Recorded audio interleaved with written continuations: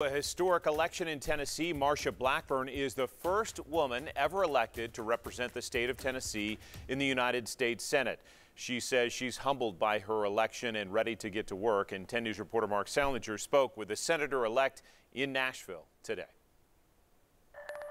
We're just really so grateful. Really appreciate the people of the state believing in me. Marsha Blackburn is getting used to her new title, Senator-elect. When I say Senator Marsha Blackburn, what goes through your head? We worked hard. She won the highly contested race by a bigger margin than most predicted. Even she was surprised at how early in the night the race was called. It just seemed to happen so fast. We were really surprised. The numbers were so decisive, and it really happened from the early vote all the way through. She credits part of her success to standing by President Trump, who campaigned for her several times in the final weeks of the election. Tennesseans overwhelmingly supported President Trump. They want to see his agenda finished. They know they're going to get that from me, and they gave me their vote. In Nashville, Mark Salinger, WBIR 10 News.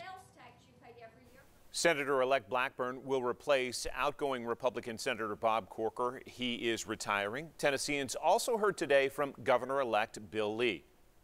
Well, I certainly feel like I have a lot to learn, but I feel like I've been prepared to step into this class and start from day one prepared.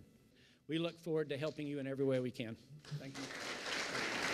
Governor Haslam introducing Republican Bill Lee in a news conference at the state capitol today. Governor Haslam said Lee's background in business will help him balance the budget and hire a good team.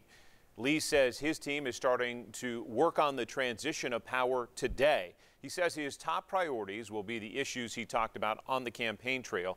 That includes education, criminal justice, and health care.